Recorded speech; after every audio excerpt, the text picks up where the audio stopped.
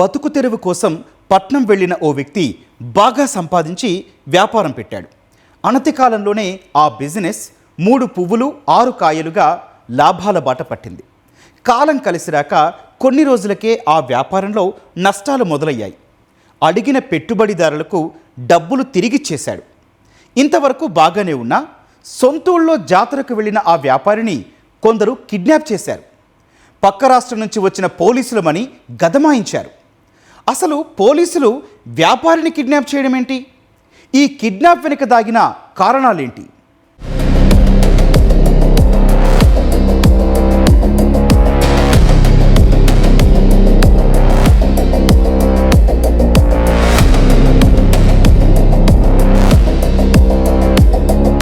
చిత్తూరు జిల్లా గంగవరం మండలానికి చెందిన ఎంసీ రవి బెంగళూరులో ఆన్లైన్ ట్రేడింగ్, కూరగాయల మార్కెటింగ్ వ్యాపారం చేస్తూ తక్కువ కాలంలోనే బాగా సంపాదించాడు. గతంలో ఆయన ఆర్గానిక్ కంపెనీని ప్రారంభించి సుమారు 94 మంది నుంచి 14 కోట్ల రూపాయల పెట్టుబడులు సేకరించాడు. కోవిడ్ సమయంలో కంపెనీ తీవ్రంగా నష్టపోయింది. దీంతో రవి చాలా మందికి డబ్బులు తిరిగిచ్చేశాడు. ఇదే సమయంలో కేరళ పోలీసులమంటూ కొందరు రవిని అపహరించి 1 కోటి రూపాయల నగదు, 900 గ్రాముల బంగారంతో ఉడాయించారు. అసలు పోలీసులు ఒకరిని కిడ్నాప్ చేయాల్సిన అవసరమేంటి? ఈ పోలీస్ కిడ్నాప్ ప్లాన్ వెనుక సూత్రధారి ఎవరు?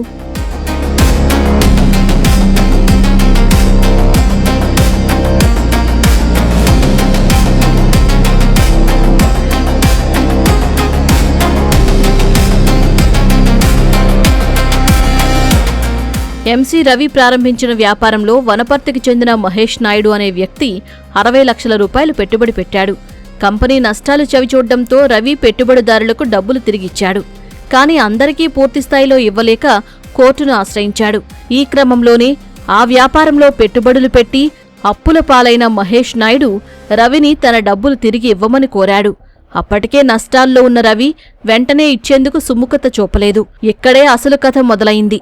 ఎంసీ రవి అనే వ్యక్తి కరోనా 2000s లో ఫీర్విన్ అనే ఒక ఆగ్రో ప్రైవేట్ లిమిటెడ్ కంపెనీ ఒకటి పెట్టారు. అందులో భాగంగా ఆర్గానిక్ ఫార్మింగ్ చేసే రైతుల దగ్గర నుంచి ఏవైనా వస్తువులు, రైస్ కావచ్చు, ధాన్యాలు కావచ్చు, కాయగూరలు కావచ్చు, ఫ్రూట్స్ కావచ్చు, ఎనీ ఆర్గానిక్ ప్రొడక్ట్ కొని దాన్ని శుద్ధి చేసి అమ్మేవాడు. తక్కువ టైంలోనే బాగా ఎక్కువ వ్యాపారం వచ్చింది. దాంతో అతను ఏం చేస్తాడంటే దీన్ని అన్లిస్టెడ్ కంపెనీగా పెట్టి ఎక్కువ డబ్బులు కలెక్ట్ చేసి ఎక్కువ స్టోర్ రూమ్స్ పెట్టాలనుకున్నాడు. 94 మెంబర్స్ దగ్గర నుంచి 14 కోట్ల రూపాయలు వసూలు చేశారు. ఇందులో ఉన్న మహేష్ నాయుడు అనే వ్యక్తి వనపర్తి, అతను ఆ కంపెనీలో 60 లక్షలు ఇన్వెస్ట్ చేయడం జరిగింది. 60 లక్షలు ఇన్వెస్ట్ చేయడం జరిగింది. కొద్ది కాలం పాటు లాభాలు వచ్చినాయి, ఇదేనాయి. దాని తర్వాత కరోనా వచ్చింది. కరోనాలో బాగా లాస్ వచ్చింది. కొంచెం వ్యాపారం స్లో అయిపోయింది. చాలా మంది వాళ్ళు డిమాండ్ చేశారు, మా డబ్బులు మాకు ఇవ్వండి అని. 30 మందికి డబ్బులు ఇచ్చారు. ఆ విధంగా మొత్తం ఇప్పుడు దాకా కూడా 11 మెంబర్స్ కాకుండా అందరికీ రీపే చేయడం జరిగింది. ఆ 11 మెంబర్స్ లో తను ఒకడు, మహేష్ నాయుడు అని. చాలా మంది పెట్టుబడిదారులకు డబ్బులు చెల్లించిన రవి మహేష్ నాయుడుకు పూర్తి స్థాయిలో చెల్లించలేదు. తన డబ్బులు ఎలాగైనా రాబట్టుకోవాలనుకున్న మహేష్ పక్కా ప్లాన్ వేశాడు. తన స్నేహితులతో కలిసి కిడ్నాప్నకు స్కెచ్ గీశాడు. ఇందుకోసం గతంలో ప్రైవేట్ డిటెక్టివ్గా పనిచేసిన నాగేశ్వర్ రెడ్డి సాయంతో ఏకంగా ఒక కేరళ గ్యాంగ్ను రంగంలోకి దించాడు. ఏపీ, కేరళకు చెందిన మొత్తం 26 మందితో ఒక ముఠాగా ఏర్పడ్డారు.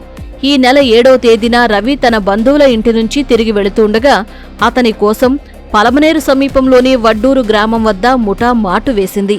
నకిలీ ఐడీ కార్డులు, బేడీలు, పోలీసు యూనిఫాంలతో తాము కేరళ పోలీసులమని నమ్మించి పాత కంప్లైంట్ ఉందంటూ రవికి బేడీలు వేసి బలవంతంగా కారులో ఎక్కించుకుని తీసుకెళ్లారు. కారులోనే అతడిపై దాడి చేసి 1 కోటి రూపాయలు డిమాండ్ చేశారు. బాధితుని ఒంటిపై ఉన్న 900 గ్రాముల బంగారం తీసుకుని పరారయ్యారు. మహేష్ నాయుడు వాళ్ళ ఫ్రెండ్ భాను అని ద్వారకా తిరుమలలో ఉంటాడు. ఆ ద్వారకా తిరుమల అని చెప్పి నాకు ఇట్లా డబ్బులు రావాలి, ఇట్లా చేయాలి అంటే నేను నీకు డెఫినెట్ గా ఇప్పిస్తాను, నాకు ఫ్రెండ్స్ ఉన్నారని చెప్పేసి అతను పులివెందుల సంబంధించిన నాగేశ్వరుడితో అప్రోచ్ అవుతాడు. నాగేశ్వరుడి ఇంతకు ముందు ప్రైవేట్ డిటెక్టివ్ ఏజెంట్ గా పనిచేసే టైంలో చాలా మందితో బాగా కమ్యూనికేషన్ ఉన్న వ్యక్తి. ఈ నాగేశ్వరుడు ఏం చేస్తాడంటే కేరళ గ్యాంగ్ తో కాంటాక్ట్ అయ్యాడు. 6 వెహికల్స్ లో దాదాపు 26 మంది ఏపీ అండ్ కేరళ గ్యాంగ్ వచ్చారు. కేరళ వాళ్ళు వస్తూ పోలీస్ యూనిఫామ్, తర్వాత బేడీలు, ఐడి కార్డ్స్ సంథింగ్ అంతా వచ్చి కేరళ పోలీసు లాగా యాక్ట్ చేసి వీళ్ళని తీసుకెళ్లి ఇతన్ని కార్ లో తిప్పుతూ బాగా బెదిరించారు. మీ పైన చాలా కేసులు ఉన్నాయి, చాలా రకాలుగా ఉన్నాయి, మీకు ఇకపోతే చంపుతామని. ఈ నెల 12న రవి పలమనేరు పోలీస్ స్టేషన్లో ఫిర్యాదు చేయగా పోలీసులు రంగంలోకి దిగి ఈ నకిలీ పోలీసుల కిడ్నాప్ గుట్టును రట్టు చేశారు.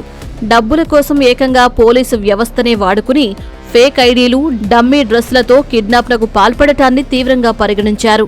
సీసీ ఫుటేజ్ పరిశీలించి కేరళ గ్యాంగ్ లీడర్ రోషన్ వర్గీస్ సహా 11 మంది నిందితులను అదుపులోకి తీసుకున్నా నిందితుల నుంచి 22 లక్షల నగదు, 3 కార్లు, 12 మొబైల్ ఫోన్లు, హ్యాండ్ కప్స్, ఫేక్ ఐడీ కార్డులను స్వాధీనం చేసుకున్నారు. ఈ కేసులో మొత్తం 25 మంది నిందితులు ఉండగా 14 మంది పరారీలో ఉన్నట్లు పోలీసులు వెల్లడించారు.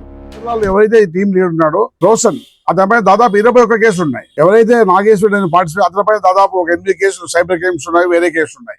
ఎడ్విన్ అనే అతని మీద కేసు ఉన్నాయి. ఎడ్విన్ అనే అతనిపైన ఇందులో ప్రధాన ముద్ద ఇప్పుడు అరెస్ట్ కాకుండా ముద్ద పైన రాప్తాల్లో డెకాడ్ కేసులు ఉన్నాయి, మదురైలో కేసు ఉంది. వీళ్ళంతా గ్రూప్స్ ఏర్పడి చాలా మంది కేరళ గ్యాంగ్స్ ఈ ఆన్ అగ్రిమెంట్ మీద ఇక్కడ వచ్చి నేరాలు చేస్తున్న విషయం వెలుగులోకి వచ్చింది. 11 మందిని అరెస్ట్ చేసి వాళ్ళ దగ్గర నుంచి 22 lakhs క్యాష్ ను రికవర్ చేశారు. తర్వాత 4 ID cards, uniform, hand cups అన్ని కూడా సీజ్ చేయడం జరిగింది. 3 వెహికల్స్ పట్టుకోవడం జరిగింది. 6 వెహికల్స్ 3 వెహికల్స్ పట్టుకోవడం జరిగింది. ఇంకా కూడా పరారులో చాలా మంది ఉన్నారు. వాళ్ళు కూడా పట్టుకుంటాం, తొందరలో పట్టుకుంటాము. ప్రస్తుతానికి 22 లక్షలు రికవర్ అయింది. పరారీలో ఉన్న మిగతా 14 మంది నిందితుల కోసం పోలీసులు విస్తృతంగా గాలిస్తున్నారు. త్వరలోనే మిగిలిన నిందితులను కూడా పట్టుకుంటామని తెలిపారు.